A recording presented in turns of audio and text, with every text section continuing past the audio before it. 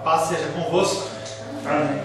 Glorificado seja o nome do Senhor por mais uma oportunidade de estarmos aqui estudando e meditando os ensinamentos do nosso Senhor. Nós precisamos da palavra do Senhor para nos dar força, para nos guiar, para nos orientar. Para isso nós estamos aqui.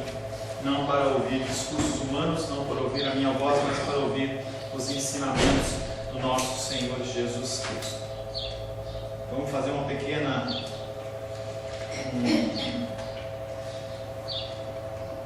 um pequeno resumo.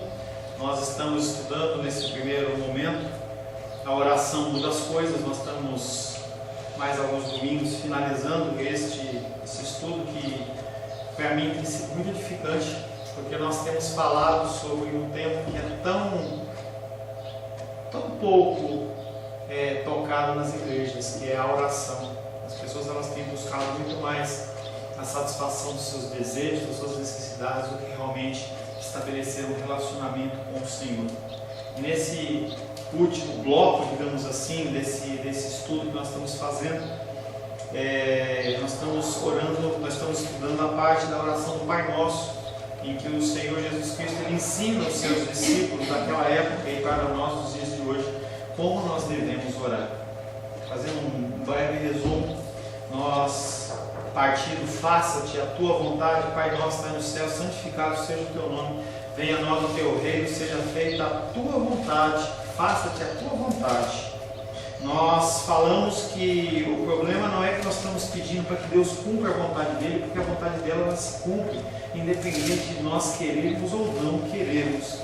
O problema é que nós não conseguimos fazer esta vontade, fazer realmente o que o Senhor deseja que a gente faça. O apóstolo Paulo diz que o bem que ele quer fazer, ele não consegue fazer.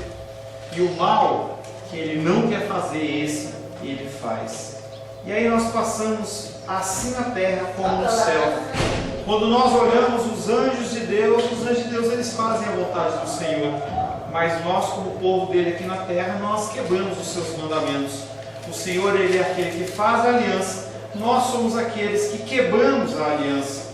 Deus, ele é honrado através da nossa obediência. E como é difícil nós abrirmos mão da nossa vontade, do nosso querer, apenas para cumprir a vontade do Senhor. E aí nós finalizamos na semana passada, falando sobre o pão nosso de cada dia nos dai hoje. Deus, ele é um Deus que supre as nossas necessidades. O irmão Cláudio agradeceu pelo dia de ontem, e realmente nós temos que agradecer porque o Senhor, ele é bom e as suas misericórdias duram para sempre. Uma grande parcela da humanidade não consegue nem pensar ou imaginar o estilo de vida que eu e você temos em relação à alimentação, em relação ao vestuário, em relação ao transporte, moradia. As pessoas elas vivem em um contexto de vida totalmente abaixo de uma linha da pobreza, e isso nós estamos falando num grupo muito grande de seres humanos. E o Senhor ele nos privilegia com a vida que nós temos. Entendemos que Deus ele supre sim as nossas necessidades, mas ele não supre necessariamente os meus caprichos e os seus caprichos. Ele sabe que nós temos necessidades e que nós precisamos delas para viver. E ele, quando é uma necessidade, ele nos abençoa. E aí nós temos o exemplo do maná para o povo de Israel no deserto, em que aquele povo tinha fome, pediu a Deus e Deus o enviou, mas enviou o básico, enviou para as suas necessidades. E logo no primeiro momento eles esqueceram de começar a agradecer a Deus. Esse é o primeiro passo do esfriamento. A pessoa ela para de agradecer o que o Senhor tem dado a eles. Depois disso eles começaram a murmurar pelo que estavam recebendo, até chegar ao ponto de eles começarem a lembrar das coisas do passado. Quando nós olhamos as vidas dos cristãos, ou novos cristãos, ou pessoas que vivem dentro da igreja, muitas vezes elas se encaixam numa situação como essa, em que as pessoas, elas no momento inicial, elas não têm nada, e quando o Senhor as abençoa, elas começam a reclamar, e querem mais, e querem mais, e querem mais. Falamos disso e falamos também sobre o cuidado, sobre essa provisão que o Senhor nos dá e nós não acharmos que nós somos a fonte das nossas provisões. Eu tenho encontrado muitas pessoas que nós temos ministrado em que as pessoas elas acham que as forças delas elas são suficientes para resolver os seus problemas. E quando a pessoa ela é filha de Deus e ela começa a se colocar numa situação como essa, ela fatalmente ela vai quebrar a cara. Porque Deus, com o seu amor, com a sua misericórdia, ela quer resgatar, Ele quer resgatar essa pessoa. E para isso, se for necessário privá-lo e tirá-lo das coisas, do conforto em que ele vive, Deus assim, Ele o faz. E aí nós começamos na semana passada, não acabamos. Perdoa as nossas dívidas, assim como nós temos perdoado aos nossos devedores. E nós iniciamos essa parte do Pai Nosso, afirmando que Deus ele não é vinculado ao que você faz ou ao que você não faz. Deus ele é soberano, Ele é acima das minhas vontades, das minhas ações e dos meus desejos. Deus ele não nos perdoa porque nós perdoamos. A situação é inversa, como nós temos falado. Porque nós somos perdoados, nós temos que perdoar. Visto que o homem é salvo pela graça, que melhor evidência poderia haver da salvação de que ele ofereça a mesma graça que ele recebeu de Deus às pessoas que o cercam. E o Senhor Jesus Cristo, quando questionado em relação aos mandamentos, ele fala que é amar a Deus sobre todas as coisas e ao próximo como a nós mesmos. E nesse momento do Pai Nosso, o Senhor ele nos chama a atenção que nós temos que olhar para as pessoas de uma forma semelhante ao que nós olhamos para nós mesmos. Nós não temos que nos amar mais, nós já nos amamos demais. E o Senhor ele quer que nós estendamos este amor para as pessoas que estão à nossa volta. Ontem, vou contar a título mais de ilustração. Ontem recebi uma mensagem de um pastor amigo meu, que ele está meio perdido ministerialmente, e aí ele mandou uma mensagem pedindo dinheiro.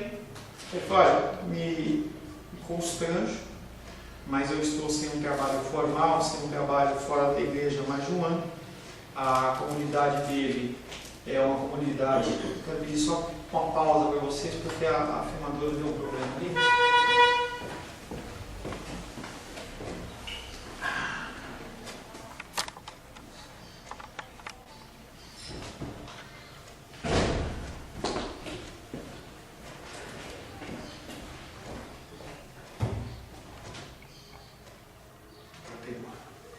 E esse pastor, amigo meu, ele mandou um pedido pelo WhatsApp para uma rede de amigos que a gente tem, ele pedindo uma ajuda financeira. Ele falou assim, olha, eu não tenho nenhum centavo e eu preciso pôr comida na minha mesa. E naquele momento eu me senti bem constrangido. E como todos nós, a gente vive sempre num aperto, sempre num limite financeiro. E eu falei assim, eu preciso ajudar essa pessoa. E eu pensei num valor, falei com a Rosângela, e a Rosângela falou assim, não, eu acho que o valor é esse, eu não tinha falado para ela, e realmente o valor bateu. E eu falei para ele que iria o abençoar. E as coisas de Deus, elas são tão preciosas, que essa semana, devido ao problema que a Rosângela teve, essa semana a gente acabou não conseguindo ir na creche. E eu estava com a cesta básica, que a Edilene nos abençoe, mais alguns alimentos. Eu falei para ele, você te ajuda? E ele foi ontem buscar tão contente, entendeu? Porque a gente pôde estar abençoando como igreja, aquela família, aquele ministério. E aí eu fico pensando, quantas vezes a gente deixa de abençoar outras vidas simplesmente porque nós olhamos apenas para nós mesmos. Estou falando isso porque quando se fala no âmbito financeiro, ele é mais difícil ainda. E o que o Senhor está pedindo para nós, ele nem está falando de financeiro. Ele está falando de uma demonstração de amor, de graça, de misericórdia. Ouvir uma pessoa, atender a pessoa no sentido de que ela precisa de uma palavra de conforto. Eu sou um privilegiado como pastor de poder agir muitas vezes e trazer um socorro de uma breve palavra para as pessoas. Mas isso não é uma coisa que é apenas exclusivamente de um pastor. Você tem essa incumbência também. Você tem essa possibilidade de falar para alguém que a pessoa, sim, as coisas podem melhorar. Sim, que as pessoas elas podem ser mudadas e transformadas. E você tem que utilizar dessa prerrogativa de que você é um filho de Deus, que você é salvo, para que você fale para as pessoas deste amor. Se essa graça não é evidente na nossa vida, será que nós somos crentes? Será que nós somos realmente convertidos? Será que as pessoas que nos cercam, e é uma coisa que eu tenho falado esporadicamente aqui na igreja, será que você sabe o que acontece na vida do irmão que está do teu lado? Você pega o teu telefone, liga e pergunta assim, você está bem? Você precisa de algo? As coisas acontecem e as pessoas simplesmente não fazem questão. Nós estamos sem a Lourdinha nessa manhã. Provavelmente ela está com muitas dores, dificuldades. Será que você vai chegar na sua casa e vai ligar para ela e perguntar como você está? Você pode? Preciso de alguma coisa? Posso ajudar? Palavras que trazem conforto, extensão da graça de Deus. E aí nós, ainda na semana passada, nós começamos ou falamos daquela parábola do credor incompassivo, que era aquele homem que recebeu o perdão de uma grande dívida, e quando ele foi cobrar uma dívida pequeníssima, ridícula até, do seu servo, ele não o perdoou, e o rei o chama e joga aquela pena sobre ele, porque ele não tem um coração piedoso. As ofensas que cometemos uns com os outros, as ofensas que as pessoas cometem contra nós, não são absolutamente nada. Quando você imagina, quando você pensa nas coisas que você faz que são contrárias à palavra de Deus, a tristeza que você como filho e você como filha gera no coração de Deus, e o Senhor te perdoa, o Senhor me perdoa, será que nós não temos que estender esse perdão às pessoas? E as pessoas elas ficam tanto tempo magoadas, tanto tempo entristecidas por coisas tão ínfimas, coisas materiais, coisas que não têm valor nenhum. Às vezes a pessoa fica triste com a outra por causa de um livro, fica triste com a outra porque ela não cumprimentou ela no dia do aniversário. Coisas tão pequenas que nós damos tanto valor. Mas se nós fôssemos pesar o que nós fazemos com Deus, será que Deus ele realmente teria que nos perdoar? Tem um pastor de séculos anteriores, era um pastor muito abençoado, chamado Jonathan Edwards, e ele tem um famoso sermão que chama A Justiça de Deus e a Condenação dos Pecadores. Ele disse que todo pecado é mais ou menos detestável dependendo da honra e da majestade daquele a quem ofendemos. Pastor, o que você está dizendo com isso? Dessa afirmação do sermão. O que eu estou dizendo para você é que ele afirma que se você comete alguma falta contra alguém sem valor, aquele erro seu, ele é com que minimizado. Se você cometer, defraudar alguém que não tem valor perante a sociedade, você pode muitas vezes passar por impune. Se você estiver dirigindo o seu carro e você atropelar alguém que é um mendigo de rua, talvez facilmente, mesmo que você tenha matado essa pessoa, mas pode ser que facilmente você escape da condenação. E você talvez tenha que fazer um máximo trabalho social ou dar uma cesta básica para alguém. Mas se você cometer o mesmo crime com uma autoridade do judiciário, do executivo, do legislativo, provavelmente você vai passar muito tempo atrás das grades. E quando eu te dou esse exemplo, eu quero dizer o seguinte: nós, sem Deus, nós por nós mesmos, nós não temos valor nenhum. Eu não tenho valor nenhum. Você não tem valor nenhum. E os nossos pecados, eles não são contra uma autoridade do executivo. Os nossos pecados não são contra uma autoridade do legislativo. Os nossos pecados não são contra uma autoridade do judiciário. Mas os nossos pecados, eles são contra o Rei dos Reis e Senhor dos Senhores. Se dentro desse raciocínio, o seu pecado, ele é um pecado impagável. Quando você magoa alguém, antes de você ter magoado ou ser cobrado por você ter magoado o teu irmão, a primeira cobrança que você tem é uma cobrança de Deus. Deus, ele é atingido primeiramente.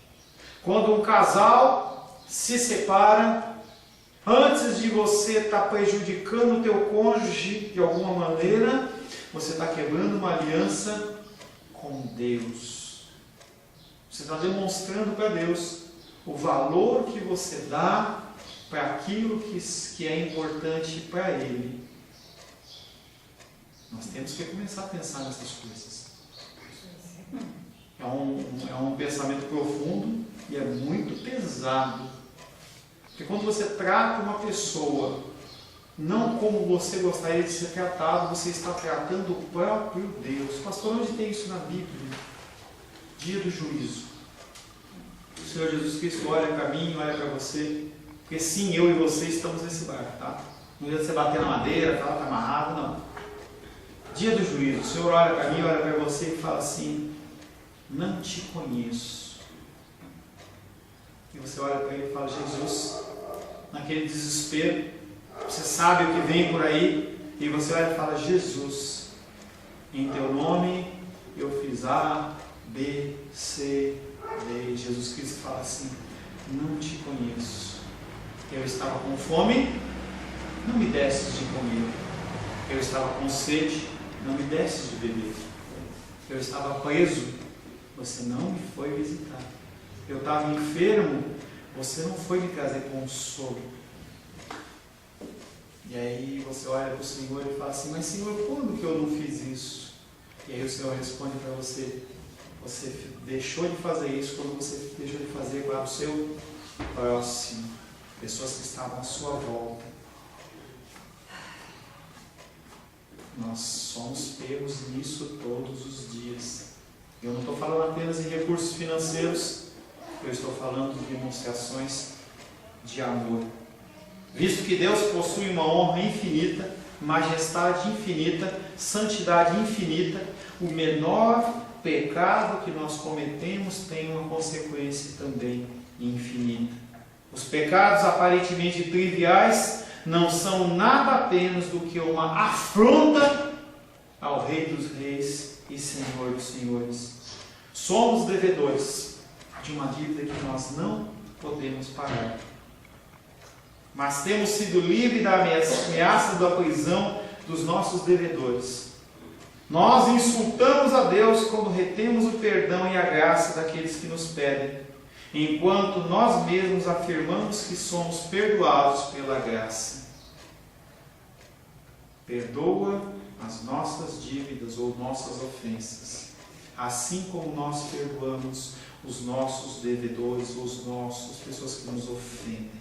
Como está o seu coração em relação ao que as pessoas fizeram ou estão fazendo hoje? Será que você nutre amargura?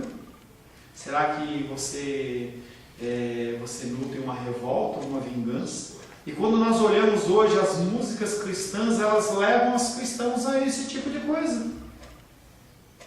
Porque músicas do tipo: quem falou mal de mim vai ver realmente a minha vitória, e a pessoa ela vai ver. Deus ele vai vingar, queima Jesus, mata. Esse é o sentimento nosso, e nós colocamos uma palavra gospel no meio e a gente acha que está tudo certo. Ontem fui fazer uma visita ao irmão Paulo lá no Gama, e ele falou uma coisa para mim muito certa, muito verdadeira, que é: pecados que nós cometíamos no mundo, nós achamos que eles são santificados apenas porque nós trazemos ele para a igreja e colocamos a palavra gospel no meio. Aí você acha que você pode mentir, você pode defraudar, você pode roubar, e aí você simplesmente fala, não, Deus está tirando do ímpio para dar para o salvo. Nós temos usado a palavra de Deus como uma arma de ataque àquelas pessoas que estão à nossa volta.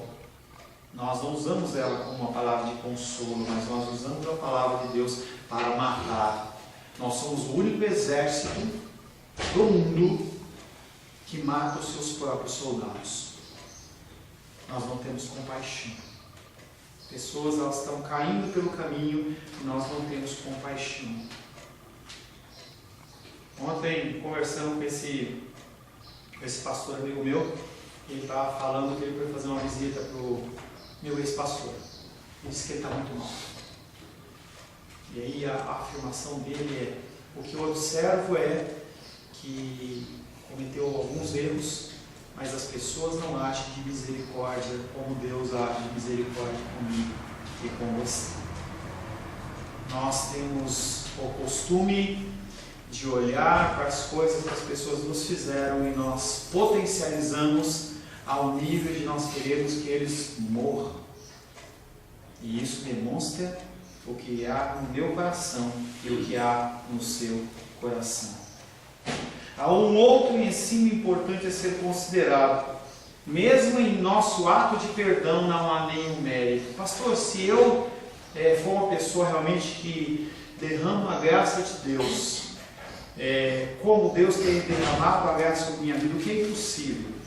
Mas se você tentar fazer isso e você conseguir fazer numa breve medida, eu tenho que dizer para você que você não fez nada mais do que a sua obrigação.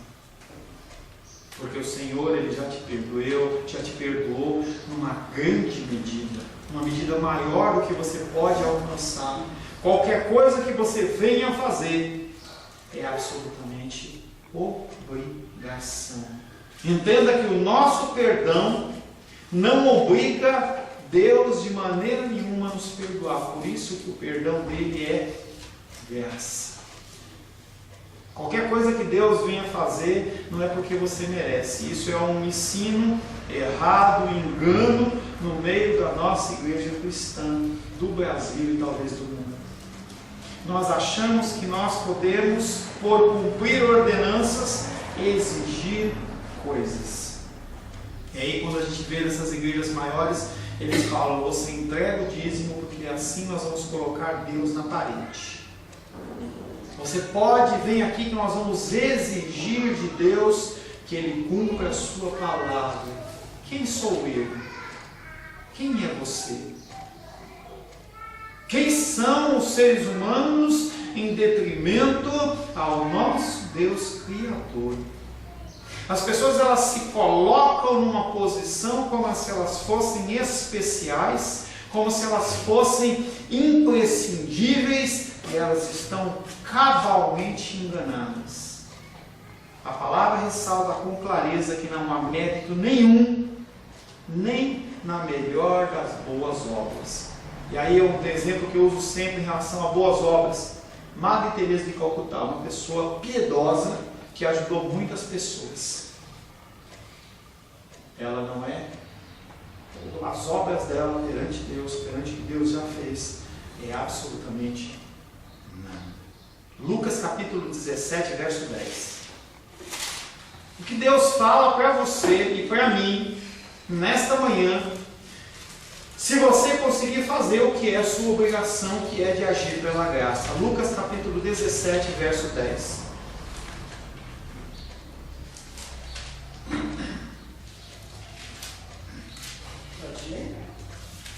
Só um minutinho. Ainda estou ouvindo páginas virando.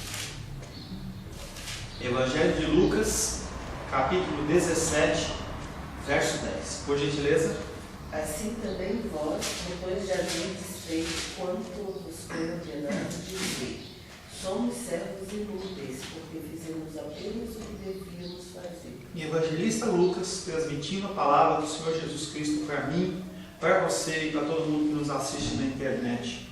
Assim também vós, Paulo, irmão Cláudio, Sebastião, Edilene, Rosário, Bené, Maria dos Reis e todo mundo que nos assiste na internet, assim também vós, depois de havermos feito quanto foi ordenado, não foi pedido, mas foi ordenado, dizei: somos servos inúteis, porque fizemos apenas o que devíamos fazer.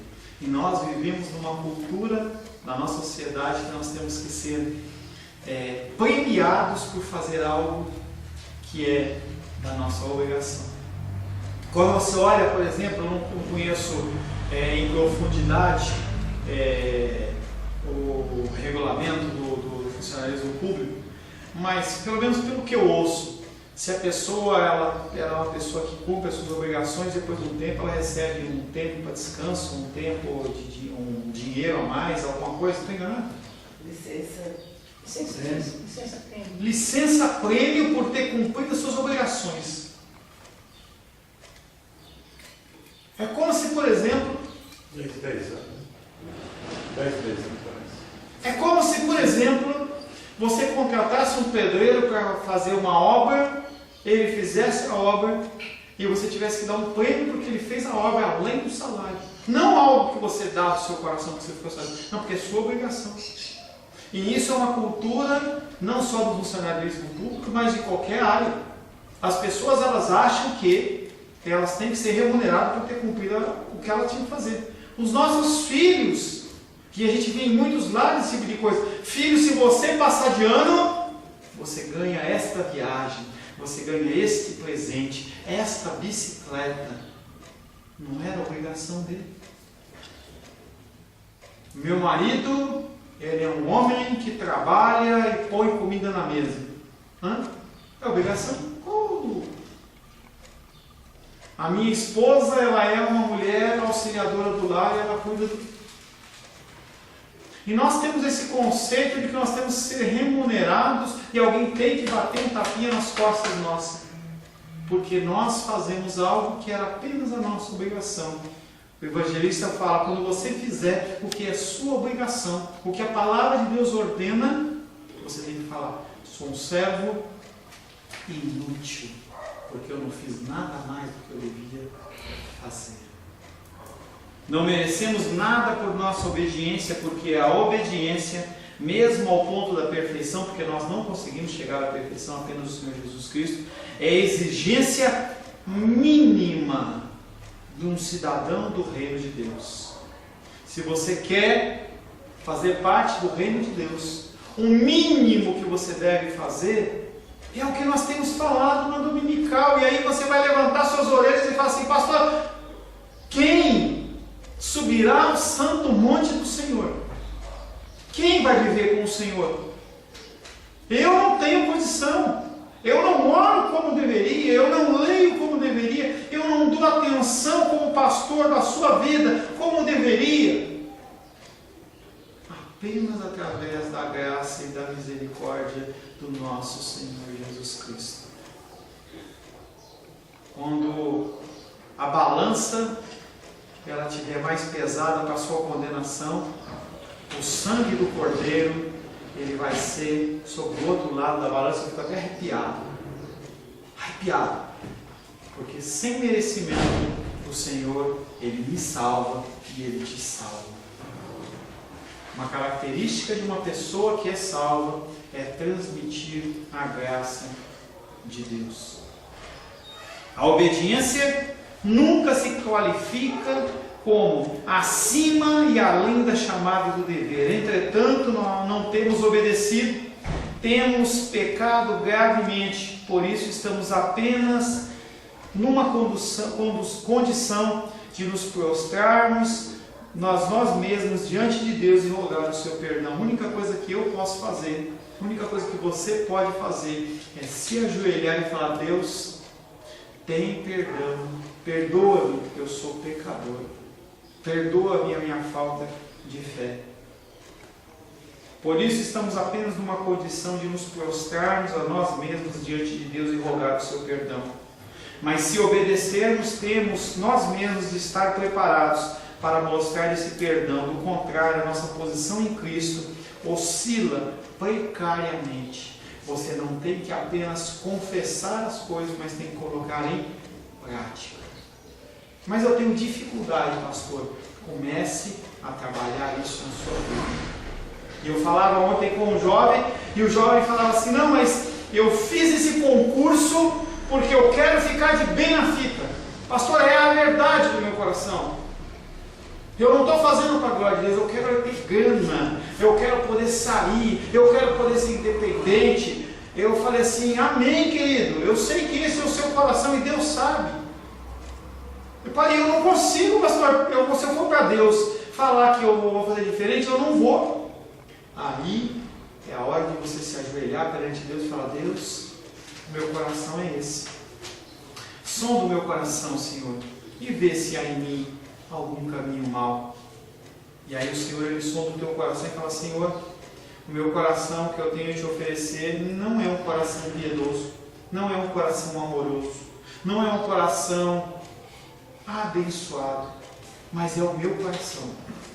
E eu quero colocar a minha condição pecaminosa, enferma, na tua presença, pedindo pela tua graça e pela tua misericórdia. Não é uma coisa fatalista do tipo, eu faço, cometo, e aí eu vou para dizer, Deus, não é isso. É um constrangimento por você olhar para si mesmo e ver em si mesmo o que você realmente é.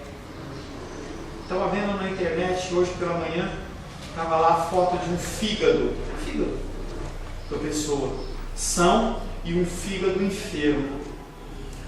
O Senhor, Ele está vendo a nossa condição física.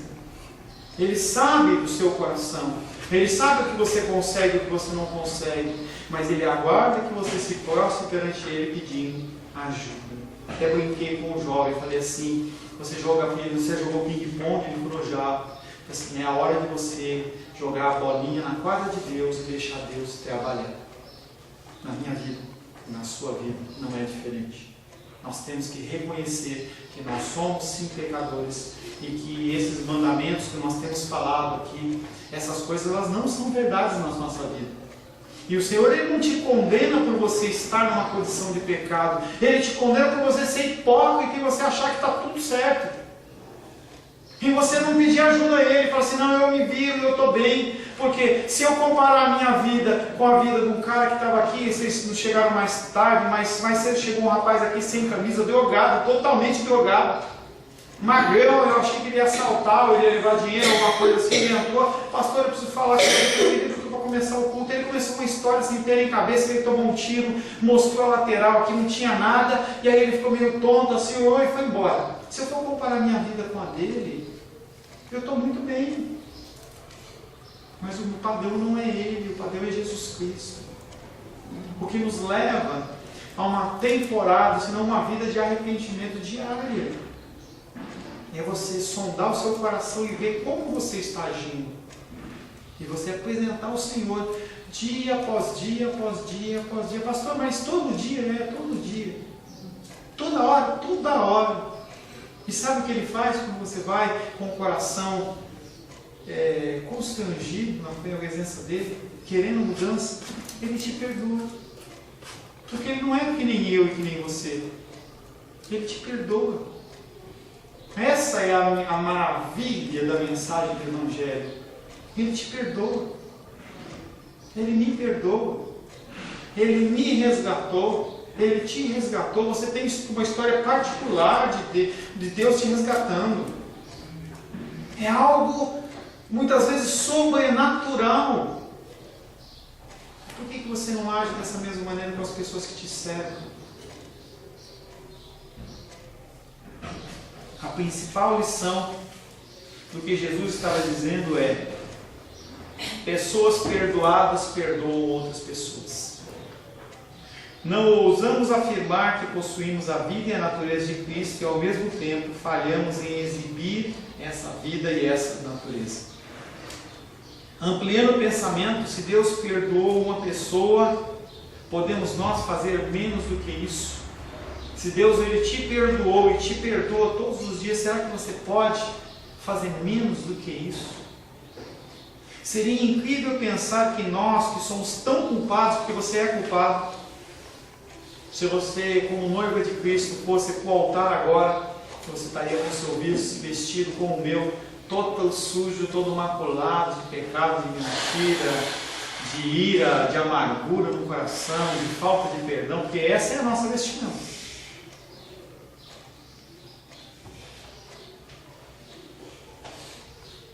Seria incrível pensar que nós, como tão culpados, nos recusaríamos a perdoar alguém que foi perdoado por Deus. Devemos ser espelho da graça de Deus para outros, refletindo o que nós mesmos recebemos. Isso implementa uma regra em termos práticos. O perdão não é uma coisa particular, mas é uma coisa coletiva. Você tem que perdoar a todos os que te ofendem. É o que nós temos trabalhado no Sermão do Monte.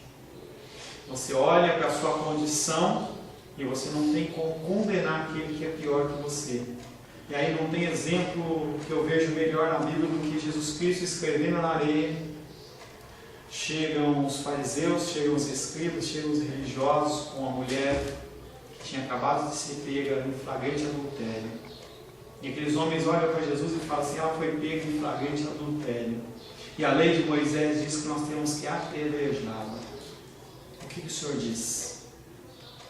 Jesus Cristo, sem levantar a cabeça, sem constrangimento, e olha para aqueles homens e fala: vocês estão certos, mas vamos fazer assim. Quem não tiver pecado, atire a primeira pedra. E aqueles homens, constrangidos pelo Espírito, devem ter ficado extremamente indignados. E aí, dos mais idosos, dos mais poderosos, eles foram largando as pedras, porque o coração deles veio à tona, e eles falaram: como que nós podemos condenar essa mulher que é adulta, que cometeu um pecado, se nós fazemos o que nós fazemos? Se nós agimos em relação a Deus como nós agimos. O corpo de Cristo é um grupo de pessoas que devia viver diariamente no contexto de perdão. O que nos distingue é o fato de que nós somos pecadores perdoados. Os outros ainda não foram perdoados, mas você foi perdoado. Jesus nos chama a atenção não somente aos elementos horizontais da petição. Aí você imagina uma cruz. Não é só o horizontal. Primeiramente é o vertical. Jesus nos chama a atenção não somente nos elementos horizontais da petição, mas também nos elementos verticais. Devemos orar todos os dias pelo perdão dos nossos pecados. Você tem pedido perdão pelos seus pecados? Alguém talvez pergunte: se Deus já nos perdoou, e você já foi perdoado, por que nós devemos pedir perdão? Não é errado pedir algo que Ele já nos deu? A resposta final para uma pergunta como essa é sempre a mesma. Nós temos que fazer porque Deus, Ele nos ordena. E Ele é o nosso Senhor. Você confessou Jesus Cristo como Senhor da sua vida. Saiu da sua boca. Você falou: Deus, neste dia eu declaro o Senhor como meu único e suficiente Salvador. Não foi alguém que falou para você. Não é que nem aquele casamento em que o pai pega e coloca a arma na cabeça do noivo, fala assim. Não, ninguém fez isso. Se você da sua boca declarou que Jesus Cristo Ele é o seu Senhor, você deve obrigação de fazer as coisas aos quais Ele ordena. 1 João, primeira epístola ao João no Evangelho, capítulo 1. 1 João, capítulo 1. Eu não marquei o versículo, eu vou ler, tá?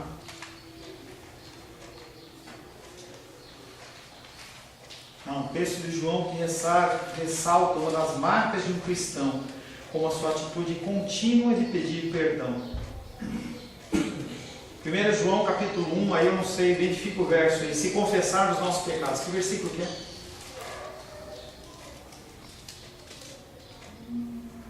Não estou com a Bíblia não. Se disser, é versículo 8. Versículo 8. 1 João capítulo 1, verso 8. 9. Lê para mim, por gentileza? Se confessarmos nossos pecados, Ele é fiel e justo para nos perdoar os pecados e nos justificar de toda injustiça. Esse confessarmos, você não consegue observar na língua portuguesa. Mas o Novo Testamento ele foi escrito em grego. E esse verbo, como todo verbo, tem um tempo verbal. Quando a gente vê, tem uns verbos que eles falam do futuro, tem uns verbos que falam do presente e outros que falam do passado. Esse verbo, ele está numa função, numa condição que chama assim, auristo. É um nome estranho para você. Mas é um termo grego, um tempo verbal que diz uma coisa que ela age de contínuo. Ela não é uma coisa que você começou e acabou a ação. É uma ação que você continua exercendo, executando, executando, executando e não para. Se confessarmos, ele está falando se você tem que confessar os seus pecados todo dia, toda hora, todo minuto, todo o tempo que você está. Vem de acordo com a palavra de Deus que diz que nós temos que meditar na palavra de dia e de noite. Porque o que nos constrange não é a voz do pastor, não é a voz do teu pai, não. O que tem que te constranger e me constranger é a palavra de Deus, ao qual você tem que meditar de dia e de noite. E quando você lê a palavra, você ouve a palavra, aquela palavra ela vem de tal forma confrontar a sua posição, a sua situação de vida, que você não pode fazer absolutamente nada a não ser curvar a sua cabeça e falar: Deus, me perdoa. Deus me perdoa. O desejo de perdão distingue o cristão. O incrédulo, ele simplesmente olha para o seu pecado e fala assim: não tem nada a ver. Você fala uma coisa com uma pessoa que não é de Deus, você a exorta dentro de um princípio bíblico, não uma coisa que eu acho, o cabelo, a roupa, não é isso. Isso não é princípio bíblico. Eu falei princípio bíblico. Você chegar a um versículo bíblico e falar assim: olha, meu irmão, minha irmã, você está errado nesse proceder. Deus proceder seu, porque a palavra de Deus diz isso e você está fazendo outra coisa. Uma pessoa que ela é cristã, ela ouve isso. Pode ser que ela não reaja na hora, mas em algum momento ela vai reagir. Mas para o incrédulo, quando você fala isso, a pessoa ela racionaliza o pecado. E ela fala: não tem nada a ver. É radicalismo da sua parte. Essa semana eu estava na internet, e aí uma moça ela postou um vídeo com a maior boa vontade, ela postou lá, e ela falando de como ela adorava a Deus. E ela fala assim: olha, eu adoro a Deus como eu quero, eu faço isso, faço aquilo, eu pulo, eu danço, eu amo meus espaguetes, aqueles espaguetes de piscina, sabe, de isopor lá. Ela leva para a igreja e pula e dança, e aí ela, no meio da frase dela, ela fala assim: porque Deus é realmente um cara muito massa. Eu olhei para aquilo e eu falei, eu escrevi assim: Deus é um cara muito massa, você forçou. E aí eu chamei ela no particular e comecei a conversar com ela.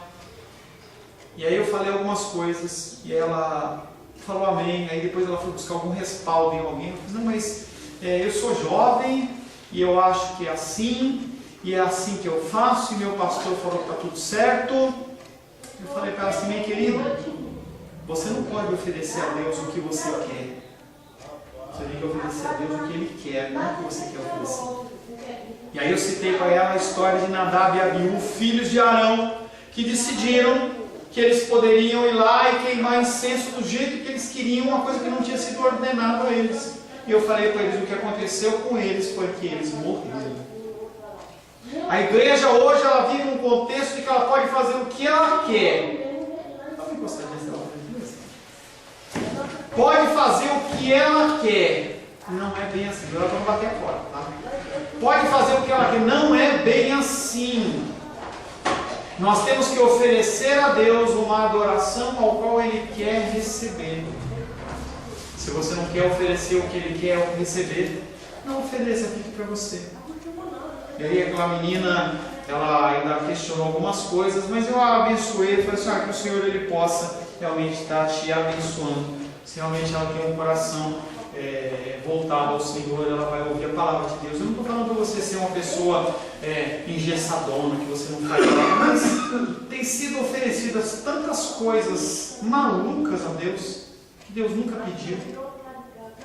Será que é isso que Deus quer? Será que é isso que Deus espera? Ou Ele espera apenas que você manifeste a mesma graça que você recebeu às outras pessoas? Feche seus olhos. Senhor Deus, queremos nesta manhã colocar a nossa vida e o nosso coração na Tua presença, Deus. Nós somos pecadores. Nós temos pecado e nós, pelas nossas próprias forças, nós não conseguimos nos libertar deste pecado. Na verdade, nós somos realmente totalmente dependentes do Senhor. Vem, Pai querido, e transforma as nossas vidas, Pai. Nos perdoa dos nossos pecados. Vem, Pai querido, nas nossas vidas, nos dá força, Pai, para que nós possamos continuar esta maratona e nós possamos ser encontrados no dia do juízo como servos bons e amados em que o Senhor tem prazer. Nos abençoa, nós te pedimos, Pai, em nome de Jesus. Amém. Amém. Pequeno intervalo. A paz seja convosco. Meu nome é Paulo César. Eu sou pastor da Igreja Cristã Semente de Vida, aqui em Brasília, Distrito Federal. Me alegro que a palavra tenha te alcançado. A palavra faz isso. Ela alcança as pessoas aonde quer que elas estejam. E você foi agraciado com esta palavra. Não que eu tenha nada especial a te dizer. A palavra ela é suficiente e ela usa quem ela quer. E eu me alegro por ter sido um canal para poder te abençoar. Mas eu quero te dizer que não basta você ser um ouvinte. Não basta ser uma pessoa que se alegra quando você ouve a palavra de Deus.